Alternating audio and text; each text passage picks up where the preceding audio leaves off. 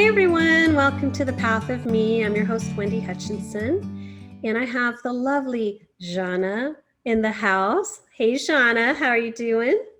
Hi, Wendy. I'm well. Thank you for having me on your show. Thanks for joining. Zhanna is a master hypnotist. She's an ordained light worker. She's a BTB Feng Shui consultant. She does Bach flower remedies, and she does Ascension Coaching in addition to her day job as a in inpatient neurology. So she's got a full plate, and I can't wait to deep dive and talk to her about her life. So let's jump right in. I'm going to ask you a couple questions, Zhanna. First of all, I know you spent almost 11 years in, was it sleep? Sleep medicine is primarily the sleep apnea and the EEGs and the respiratory stuff. Yeah. I wasn't sure what to call it, but how did you get into that field? So everything's a funny story in my life. And it was one of those things that found me. I didn't so much find it. I knew I was starting college courses, didn't know what direction to go in. Nothing really resonated too much. So I was kind of like dabbling. And I was bartending at the time. So the owners of the bars, of the one bar that I was in, they were a couple and they were sleep techs. So I was like, well, what's that? And, they looked like they had life figured out. They had kids and they had this rotating schedule. So they ever so kindly allowed me to shadow them at the hospital to see if it was something that I liked. And I did. Wow. So being as though I hated bartending, it was fun a little bit, but the frequency of it even back then, I just couldn't wait to get out. I took the course and I just kind of dived in and then moved to New York from Philadelphia, and everything else is history. Wow. So you moved to Philadelphia from the Ukraine when you were 11 years old. I was looking at your bio and I was like, wow, that is so cool. Fun facts I didn't know about Zhanna.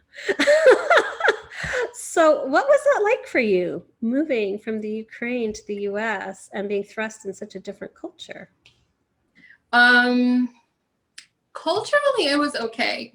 And I think because I moved right at the cusp of an age before we develop our sense of who we are too strongly in the world. Mm-hmm. So I think my biggest advantage at the time was just being able to accept life as is and just, learning with it. And that time I think it's pretty easy to learn the language and all that. So the biggest change, or the roughest change, I think, was just the family structure. And back then we didn't have, Wi-Fi and Skype and Zoom and all that to like keep in touch frequently with the family members who didn't come with us.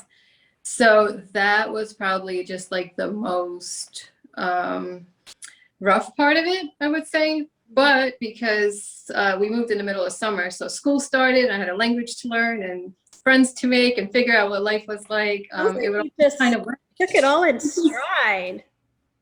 Yeah, it was. I noticed that when kids move after teenage years, it's a little tougher to assimilate. But I think also a huge factor was that we moved to a diverse neighborhood. I went to a diverse school, so we didn't stay in a Russian community locked in. So, for an 11-year-old, it's like, learn the language and go play with the kids, or don't learn the language and be lonely and, not connected to the world around you. So I went this way, and I don't know, I just kind of... You adapted really quickly. I wanted to ask you, you're such a intuitive, bright light in the world. And I was wondering if that intuition was something you've always had since childhood, or if did that kind of turn on a little bit later in life? That's a good question. I don't think I ever sat down to really hone in. I'm not sure as far as childhood, because I'm not sure what I would need to be intuitive about back then. But I will say in our family, I think that we valued intuition. Just like, little things like the hunch that the mom has and all that kind of stuff. Okay. So I think because it was something that was familiar to me, once I started developing it later in life, it was like, oh, okay, this feels right. And then my late teen years and then early 20s, I was surrounded by a lot of density. I was quite dense myself. So that was just clouded. But once I started on the spiritual path, it was like, oh, wow, this all makes sense. But it was there somewhere. You just, you don't know what to do with it, or how to misuse it when you're not really familiar with what it's supposed to do for you. I think it's always inside of us, but it's more of an awakening to remembering who we are, right? It's kind of like Absolutely agree. Forward. Yeah. It's always deep in there, but it's kind of buried and shadowed by human life, right? When we're in our unconscious years. And then as we wake up, it starts to unfold and expand and come forward a little more, maybe. Yeah, and every day is an opportunity to strengthen it. So 3 years ago, when I was halfway into my spiritual career and all that fun stuff, I thought I was at the peak, and now it's like the things that took me like 2 weeks to tune into, now it's like split second. Don't need to waste here. Continue to evolve and shift, and you always think, wow, how could it be any more than this? How can I go any higher? And then you're like, wow, I just slayed 18 versions of myself, and now I'm here. What happened? That sounds and like. Yeah.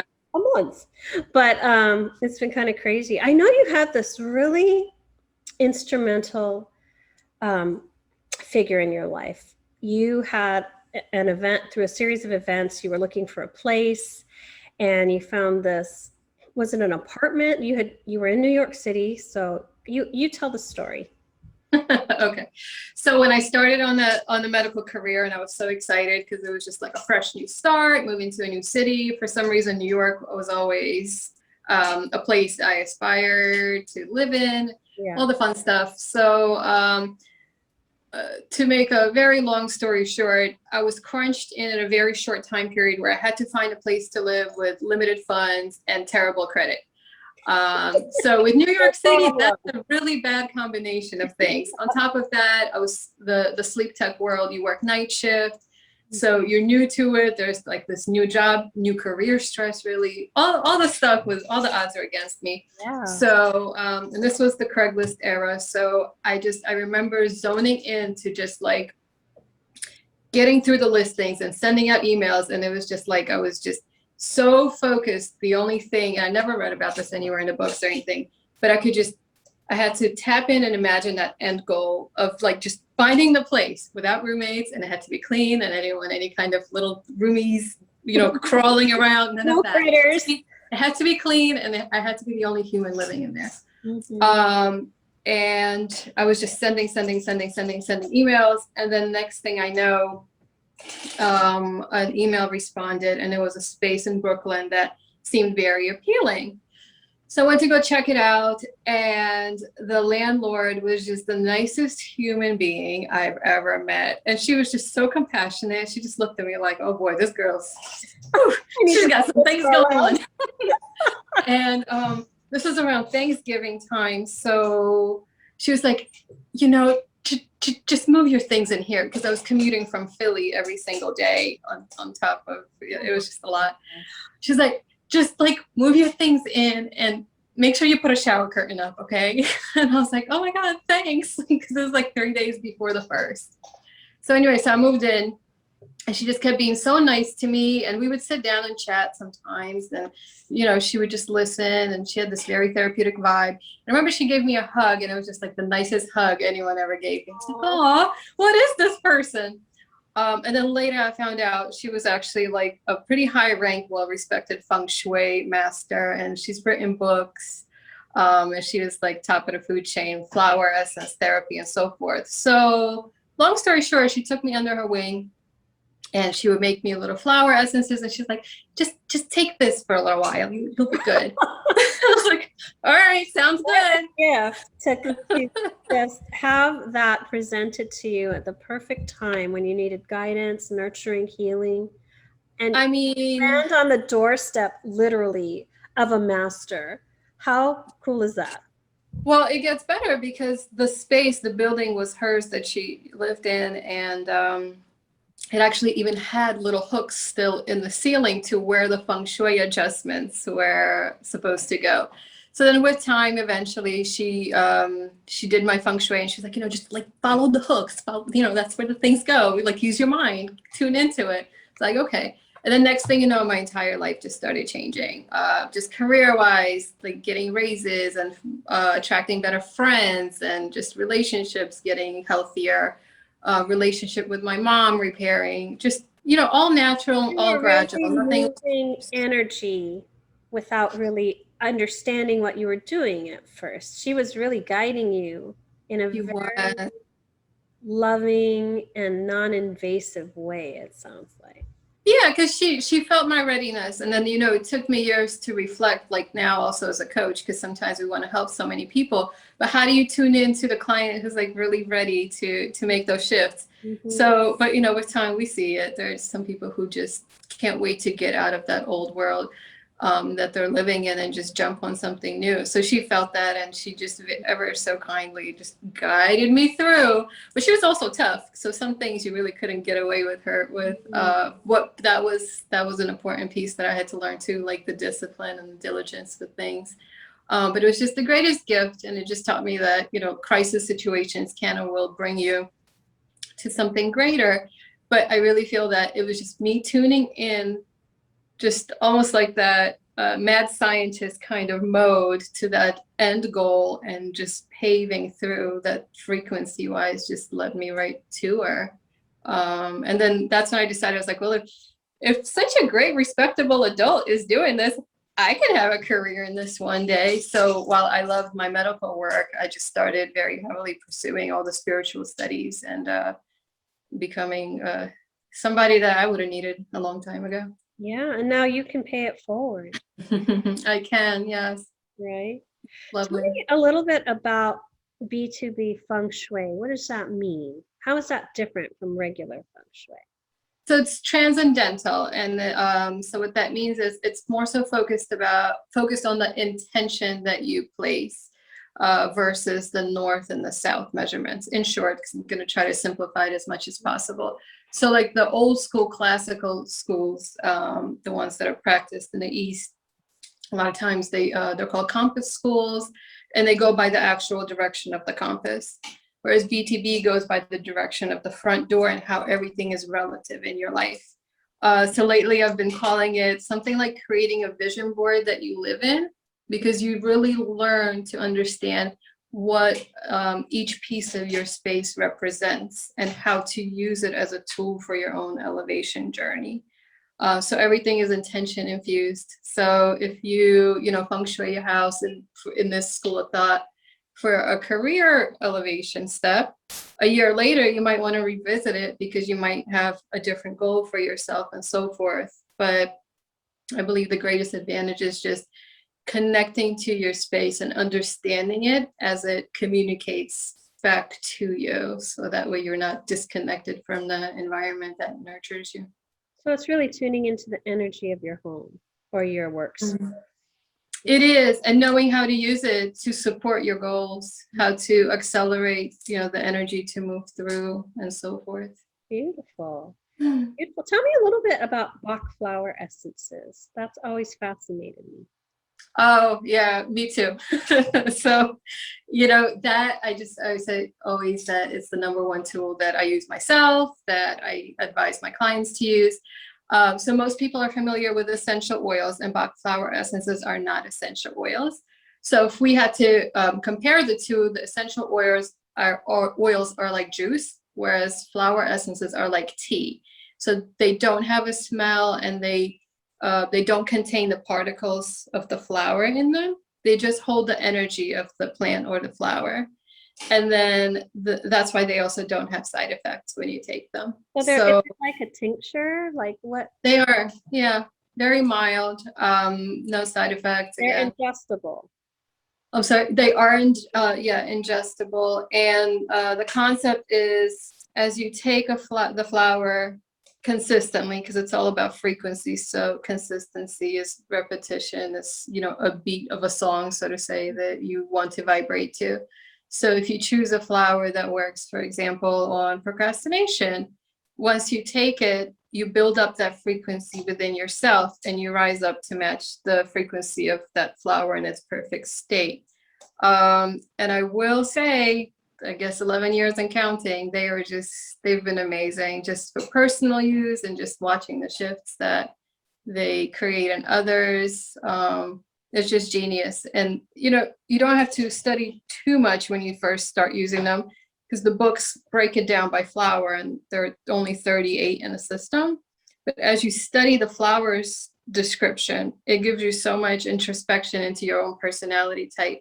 So you just see the connections that, you know, so for example, there's a flower, holly, and energetically it groups jealousy, suspicion, and anger in one cluster, where we might not think that that's one frequency, but it is. Ooh. So, you know, you learn a lot through the tools you use.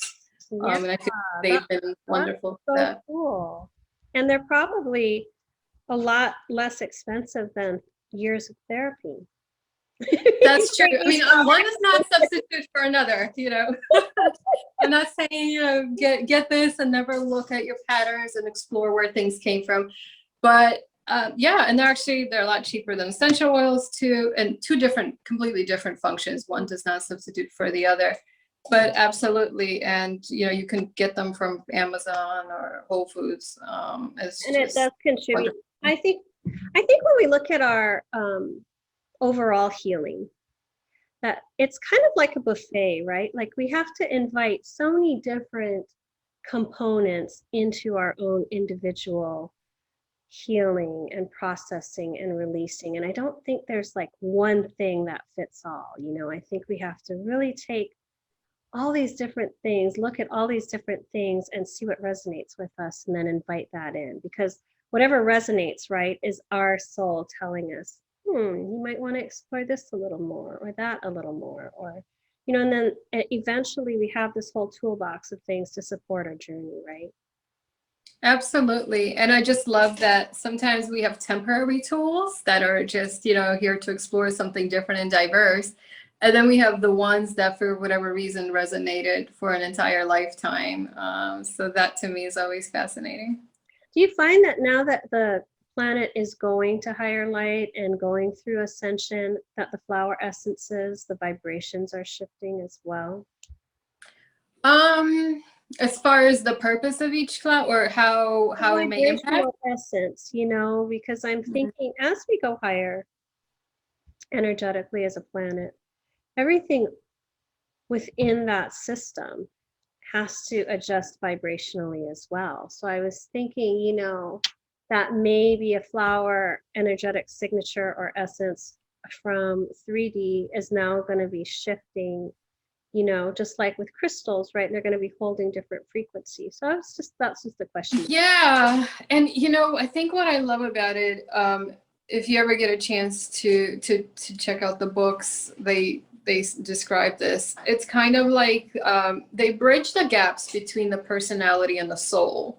So we're always on whatever gradient trying to connect. Personality meaning our daily habits and patterns and all the things that accumulated throughout our lifetime. So I feel that they just kind of poke through the layer that does not allow the two to fuse properly, which is why I've noticed that they have so far continued to elevate with my personal growth and just the growth of everyone I know who's used them. But also, when you revisit different books that are written about them, you'll see that those practitioners who are more, I guess, highly evolved frequency-wise have much deeper, much profound definitions as to the application and the use and the meaning of them versus the very primal definitions that they had for them. Because the system's been around since 1930. Oh, wow. So, yeah, it's nothing new. It was created by a doctor who was a bacteriologist and immunologist. And he believed that once we're not in a stressed out state, all disease goes away. So for him to be able to just, streamline that and create the That system. was definitely a download Oh yeah, sure. Yeah. of a powerful Just download. that always fascinates me. Yeah. For sure, for sure. So I know you're into you're studying like hypnotherapy, which is really cool. Tell me a little bit about that. What got you inspired to check that out and go that direction? Okay, that's an easy one. So you and I are both Marconics practitioners. And so the founder, which is an energy modality for those who haven't heard of it, and the founder of that, she was also a hypnotherapist. So I always check out the building blocks of the people that I've learned from, or the people that I respect, like who have they studied with? And then when the time comes, if that aligns with me, I check that out. So I researched the schools, and I looked into the one that she went through and so forth, and they were very respectable schools. So I figured it was just, at the present moment, the greatest gift I could give myself for just like my own inner knowledge development. But also there were so many things that they were offering in the program that I can learn to then educate my existing and potentially new clients with. So it was just the missing piece to all the coaching work that I was doing. It's all about learning how to learn, learning how to, get new information in the subconscious mind, because we want to create new habits, new lifestyles, like new things that are good for us or beneficial for us. But it's so hard to let go of the old when you're an adult anyway, even when we try to, and that's because most of our energy is the subconscious energy that's just sitting there. So once I really looked into it, I was like, all right, I've got the time for it. Let's roll. That's awesome. And you said they're also looking at bringing in people that discuss mind body psychology. That sounds so interesting too. Yeah, the school developed a program. They haven't started it yet, but they plan to. It's officially, I guess, launched. So I love what they're doing with the school, because they're bridging the best of both worlds, the alternative healing schools and the educational system, because they are accredited.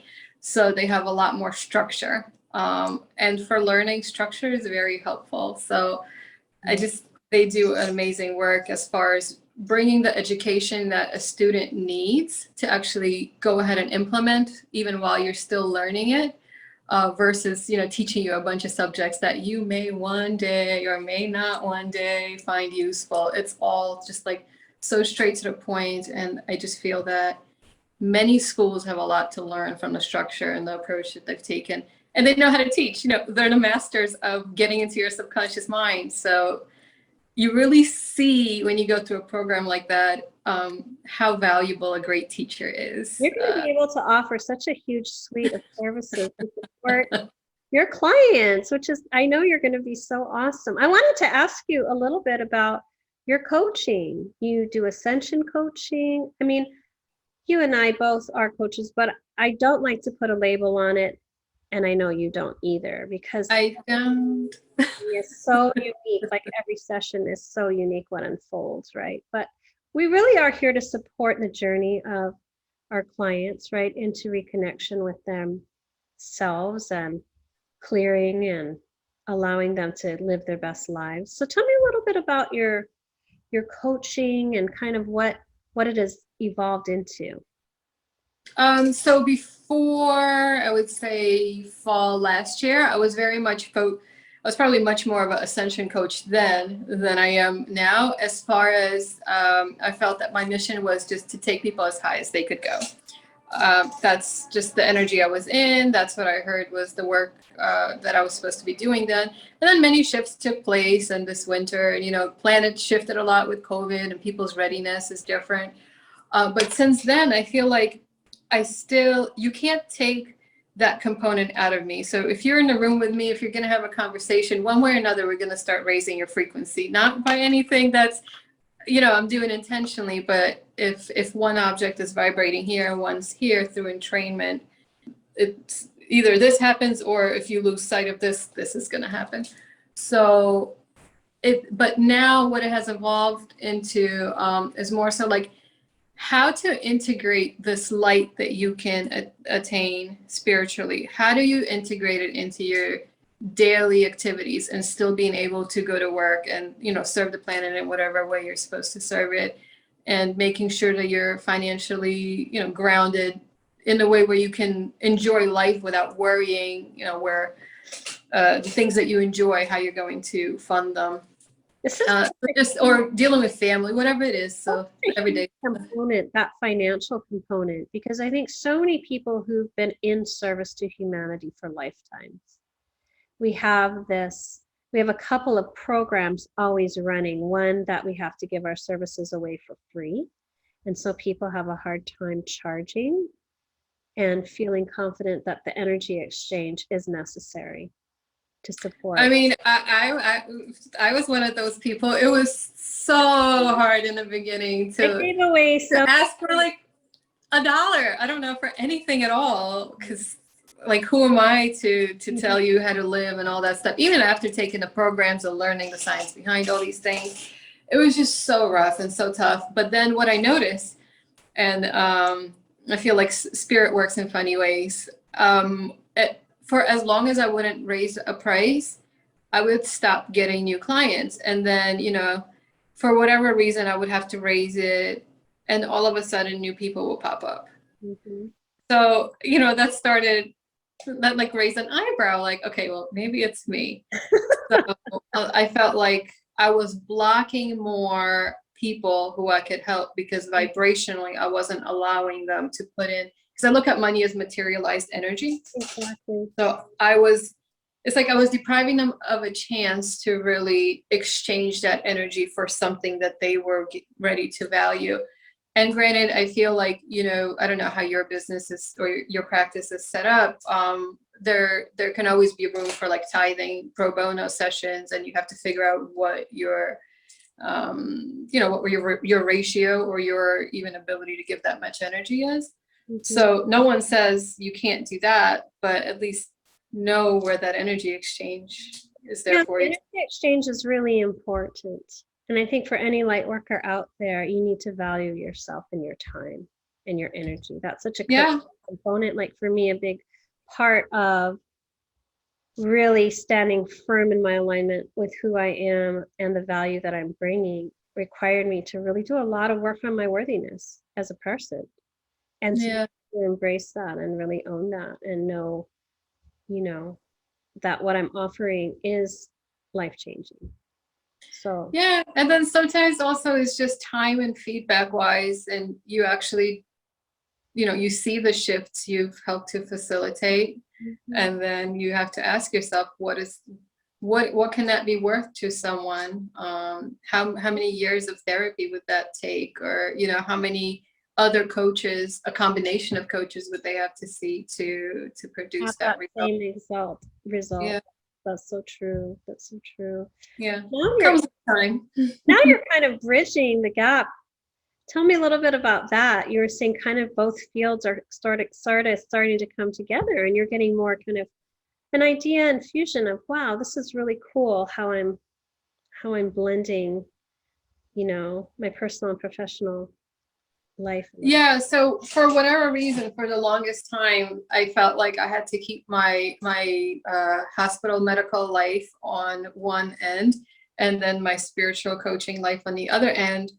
And you know, all judgments are self-judgments. So I would think that, you know, if my coworkers were to know that I do all this woo-woo stuff, they would probably not take me serious. And you know, you create all these stories in your head.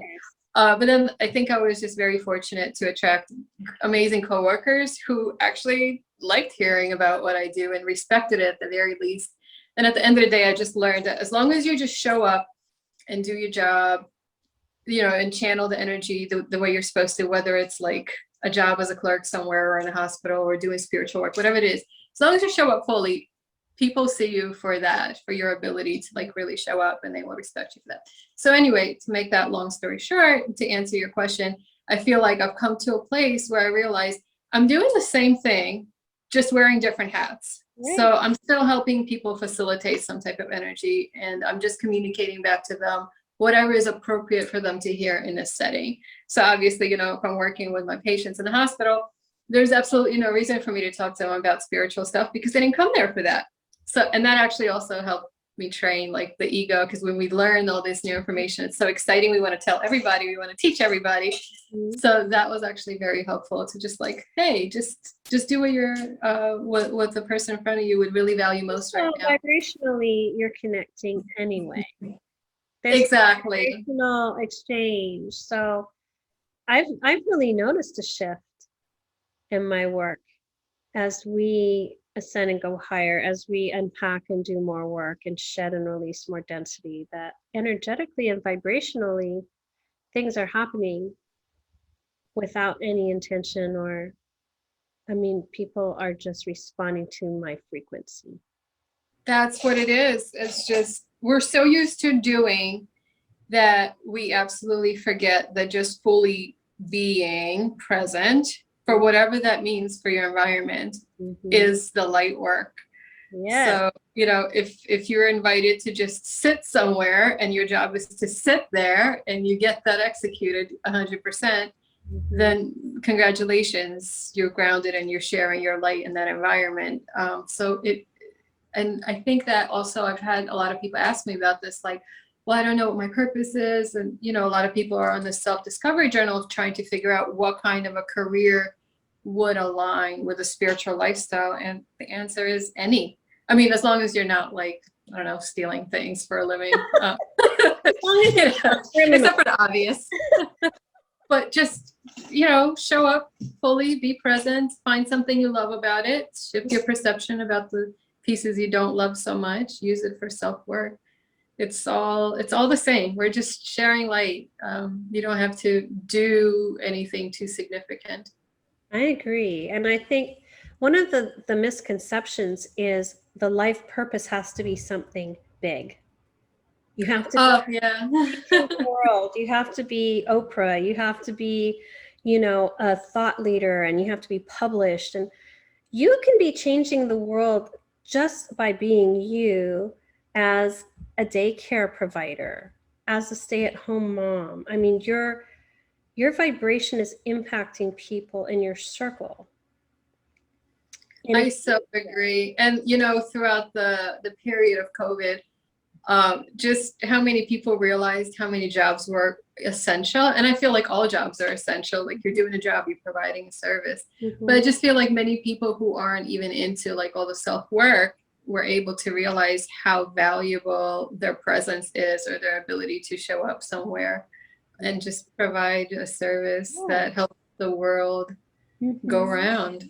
Well, hopefully for most, yeah. Yeah. Or they found that they lost a job and it was a gift because they could now truly follow that passion, or maybe start that side hustle, or realize that they weren't as tied and locked in to something that wasn't aligned. Sometimes those are gifts too, right? Having Absolutely. your job end, that always feels so devastating, but it's often the biggest gift. It is. And I actually, you know, personally, I feel like I could reflect on that because with COVID, sleep centers shut down, at least temporarily. Well, most of them, the ethical ones shut down. So you shouldn't be circulating respiratory equipment in that. But I was just so comfortable. It was a decade in, you know, you can show up and you just know everything about the field. But I also, in so many ways, outgrew it. But it was just so comfortable. Like I could show up and do it with my eyes closed and just educate and train and walk out like nothing happened. But it didn't keep me on the path of growth.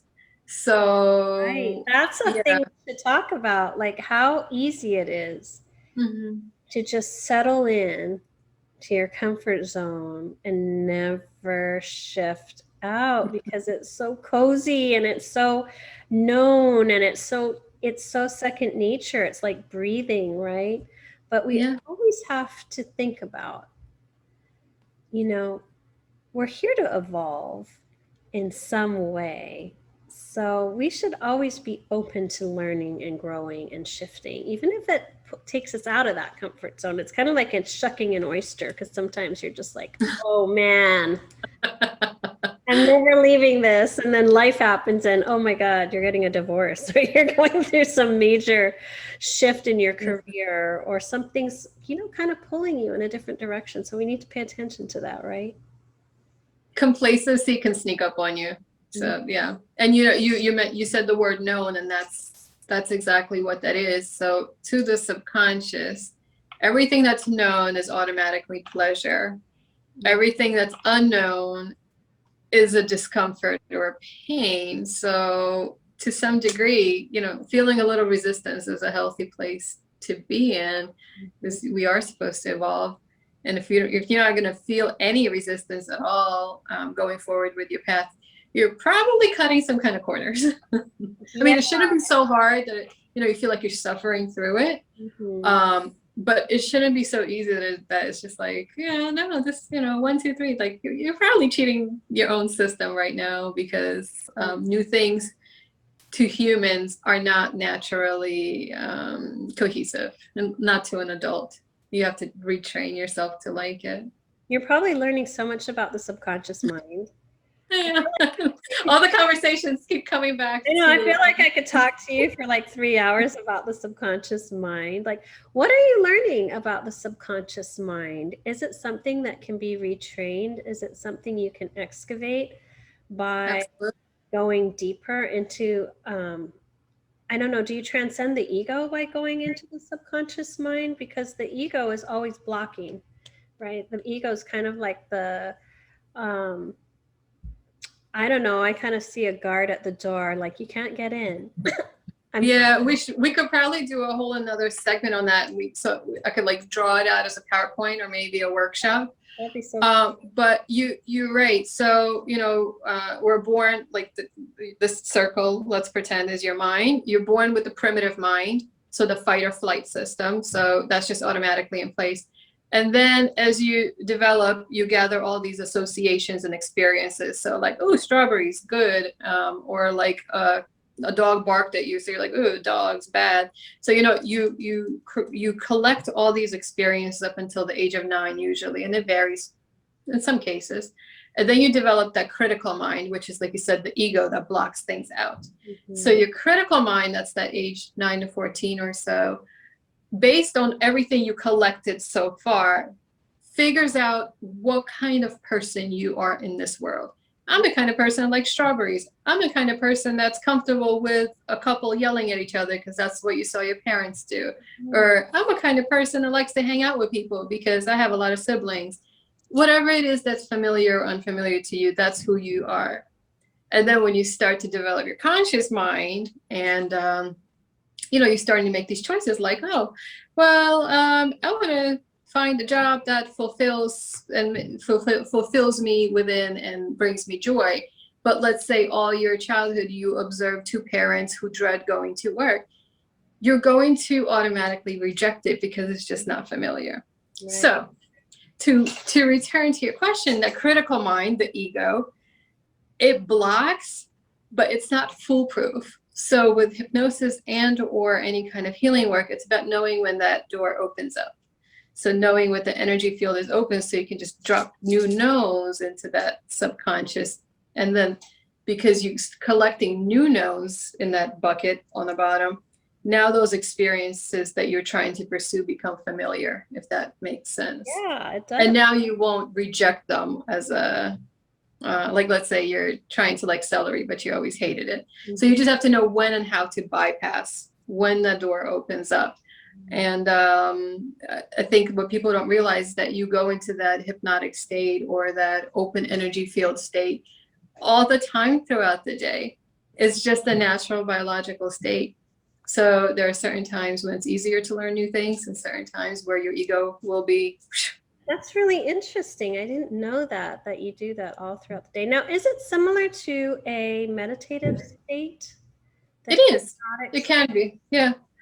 Where your mind brainwave wise, yeah, in a different frequency and you're kind of more receptive to receiving information. Absolutely, because you with the meditation, and granted meditation is taken on a lot of different meanings, but it's just being open to learning, knowing how to open up that door, dropping your information in, and closing the door back up. So, energy work wise, you and I have learned with our workshops together that it's so important to like protect your energy before and after the meditations. Yes. Because anything can get in. So if you do your meditation and you don't close the door afterwards to that subconscious mind, you go outside and now everything in your environment, you're putting right back into that subconscious, which kind of goes back to feng shui and just environment in general. What's your environment like? You're going to just refeed your old patterns back in if you're not recreating what's around you. Right. It's almost like we need to always be practicing some sort of energetic hygiene. Oh, yeah. Non-negotiable. I mean, for us, that's a no-brainer. But there's a lot of people who don't have an awareness that you should be grounding yourself every day when you wake up. Yeah. You want to start your day from an energetically grounded and centered place. You don't want to just fly out of bed and then take off and just be in your mind in a frantic state day after day after day. That's so bad for your adrenal system. That's so bad for your mental health. That's so bad for your physiological makeup. I don't think people understand that we are energetic beings. So it does require some awareness. Absolutely. And I feel, with this school, I think it just gave me also the language to connect to those who may not understand the energetics, but at the very least believe in brainwaves and hormones. So if you put someone on an EEG, which I've been doing for quite a long time, it's the speed of the brainwaves that you're in when you first wake up and when you're falling asleep.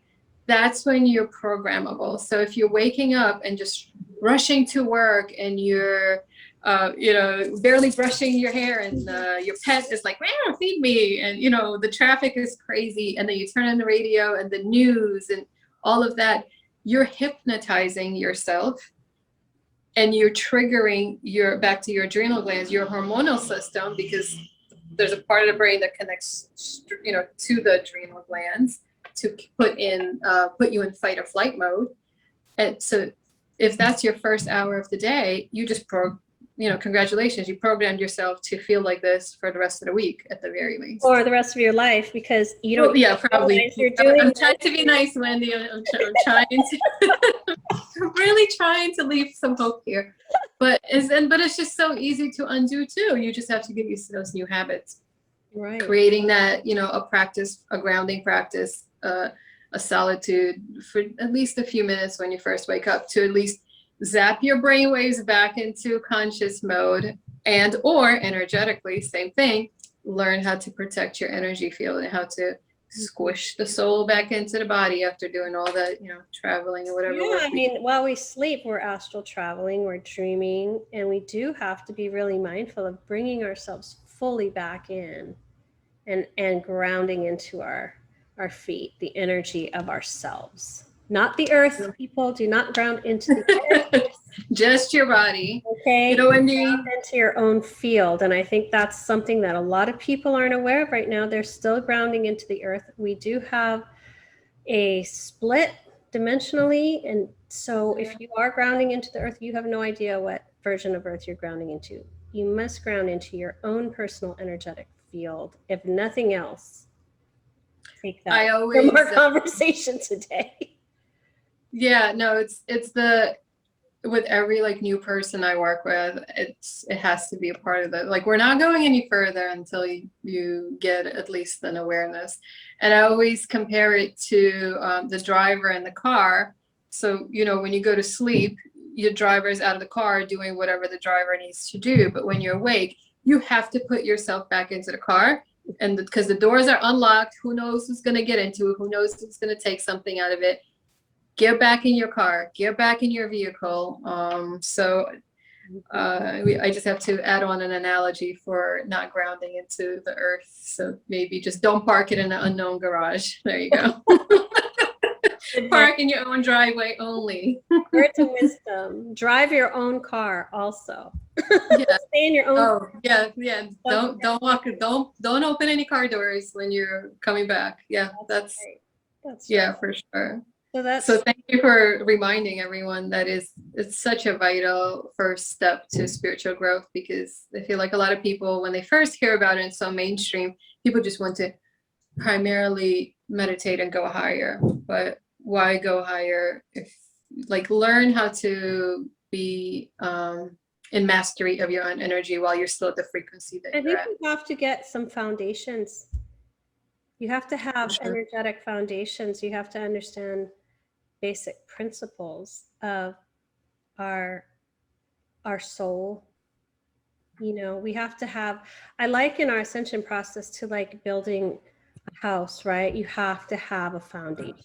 Foundation. You Yeah. can't just like try to build something quickly and spiritually bypass a lot of difficult things, which would be facing ourselves, doing our shadow work, going in and really shedding and releasing and getting uncomfortable. Because if we don't do all that, then we felt basically a house of cards. You have this really nice looking house, and then as soon as something um, really traumatic happens to you, you're wrecked.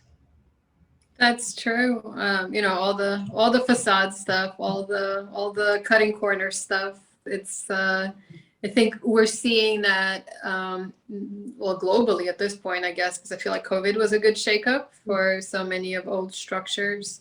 Mm-hmm. But in our own personal process, same thing. And sometimes we all try to, like, because it's such a diligent process to be on this ascension path. You literally have to be on top of yourself 24/7. Like You the have to be so conscious of the things that you need to work on. And in general, people are great masters of burying and avoiding. Well, That we grew stuff. up in a world that did that. Yes, Since our yeah, culture, right, encouraged us to really focus on the external presentation and ignore the internal. But we really need to flip that script. And I think we're starting to see more people become more aware, which I think is beautiful, of what's working and not working in their lives. And maybe just opening the door a little bit, that maybe there's something a little bit, there's something else out there. Maybe I I'm, think that I need, people are more open than ever before. And unfortunately, it took a pandemic for many to just, start looking at life through different lenses. But there's just been more readiness than I've ever could have imagined for, especially younger people, like 20s, 30s. All these truths that they all knew within when they were teens or kids. They're like, oh my God, I always knew this. I just didn't know what to do with it. I'm getting that phrase a and lot. that's where your work is coming in. What's the demographic you're working with primarily? 30s, people, probably, people who mirror. Yeah, yeah. Yeah. Just people who just still, I do get people who more or less want to still be able to enjoy life. So I don't get too many who, and by enjoy life, I mean like enjoy just, the optional things in life, Quality which of life. quality, yes, thank you for that. So I don't get too many who want to go to a mountaintop and just sit and meditate, because I think that they know what they need to do. But more so like people who don't want to experience anxiety and depression, for lack of better words, who just don't want to feel density. Mhm. And they just want to know how to use the world around them to actually enjoy it. But not, I don't, I love it. It's just nice to work with people who are interested in living life, Your work, but like really feeling it. your work must be so rewarding to see people shift and start to really kind of just let go of the shackles of the programming that's been kind of holding them back as they work with you with all of these supportive tools you're able to offer. It's really a gift to see people grow. But I also, and this is one of the things I learned early on, it's also so important for us as coaches and healers to not be in our ego expecting an outcome in your client. Mm-hmm. So, and especially in the beginning of the work, Mm-hmm. you're, did I really create a change in this person's life? What did I really do for them? Like you conceptually know that you gave them all the tools, but because you're new to the field, you don't really know. And at the end of the day, it's none of your business, because as long as you both sat and you were present and you did everything you're supposed to do, the person who works with you, how they choose to live after that or integrate what you gave them is their soul path. But selfishly so, it is amazing to see people make life changes. It's joy. I think it's really incredible to watch people make life changes, but at the same time, my clients are healing themselves. I'm just the mirror for them. I'm just holding space for them to really connect. They're showing up. They're doing their work. It's them healing them, but we're just like a conduit, right, to kind of guide them through. So, yeah, having to master my ego and attachment to outcome, that was all part of my journey, right? I had to really sit with myself and really get clear that I'm in a space of detachment, and it's really everybody's personal journey, the choices they make and the directions they take. But it's always an honor to really hold space. That's what it is. It is an honor. And I just think it's just so beautiful to see how people can trust you with such sacred pieces of their life to hold that space for them. That to me is unmatched. And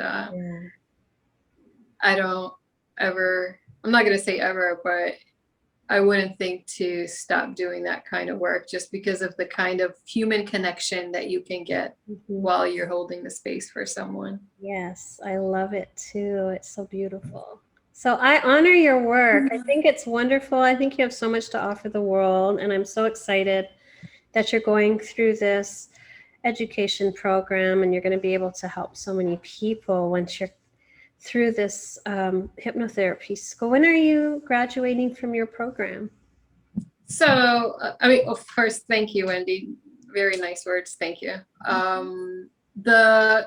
The year one hypnotherapy program is supposed to be done early next year, but should they allow us to kind of roll into that second year program, then I'll extend it a year if that mind, body, psychology. Again, they gathered so many teachers from grad schools and they gave us the list of the topics that they'll be covering. And it's like, even if I don't need it for work, to just learn all this for personal development. Fascinating. It is. And I also, it opened up my world or my eyes to seeing, because I think there's just a stigma against like psychologists or psychiatrists, but there are so many who are open to all this alternative healing stuff, and so many who are actually learning and finding ways to integrate the best of like the Western and the Eastern. So it's just a matter of finding people who resonate. So I just think it's also very cool to see the teachers and hear their stories, and it's just a nice way of being engaged. I don't know how you fit it all in. Like here, you just do it. I live by the calendar. I'm a huge fan of calendars, and you look at your calendar and you show up wherever you wrote down to show up. And I probably should cook more, so that's probably my challenge. So I think that's where I save time, so to say, if that's even a thing. But I think that once you just commit to it, and I mean, you don't take on something that's obviously too much, like literally a project that's 25 hours long in a 24-hour day. But I think we underestimate how many hours we have in the day to actually implement in so many different ways to fulfill us.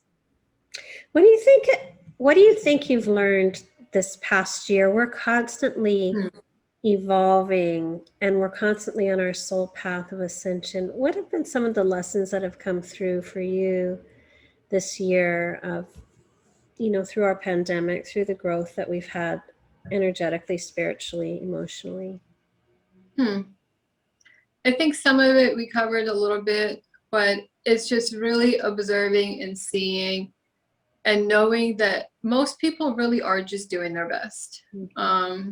And they're just getting to the best frequency that they can, in whatever belief system or paradigm is comfortable for them. So I think this year has been great in allowing me to master being in spaces without the want to offer advice or, you know, any of that cool stuff, and just learning about people exactly where they are in their journey. So not showing up as a coach everywhere, but just showing up as a fellow human and just kind of hearing people out and listening to their stories. I got to meet a lot of amazing traditional doctors who are also just doing their best. I think that that's just really nice to see, because there are ways about, you know, our medical system that have left people feeling kind of hopeless or feeling like there's dead end things, but it's not everywhere. There are just nice people in every field, and many are just figuring it out. So I think that's been been nice to witness. That's so beautiful. You know, I know a lot of people are going through a lot of transitions right now that are really kind of creating a lot of uncertainty and a lot of stress. So I was going to ask you, before we wrapped up our conversation, to share maybe a tool or something that people can use to kind of just come back to center, because a lot of people don't have any tools. And I mean, their tools would be like, I'm going to go to the bar and drink this away, which isn't really an effective tool in the long run. So I thought I would just ask you, just this beautiful like being, what is something you could offer to people who are really feeling untethered and like they're unraveling right now? The exercise of writing at least 2 sentences to yourself in the last hour of being awake, and then reading it back to yourself. Because when we read our own handwriting back to ourselves, it bypasses the critical mind. So it goes right in that subconscious. And the last hour of the day is because that's when we're in that hypnotic state, when we're in our learning state, and we're not going to resist the change as much. So whatever nice words, if you're, you know, like an inner child healing person, what do you want to say to your inner child? Or if it's about giving yourself the encouragement, whatever you wish somebody else would tell you, write that to yourself and then just read it back. That's so beautiful. Zhanna, you're the best. I'm so glad I had you. Thank you, Wendy. Today. Thank you so much for joining me. It was lovely having this conversation. I feel like you're so wise, and it was just such an honor to have you. So thank you for being here. And to my audience, thank you so much for joining us. Be kind to yourselves. You're doing this thing called life. You're doing your best. Hang in there. It's going to get better. I swear it's going to get better. Thanks so much, and have a Thank you, Wendy. Thank you, everyone. Bye.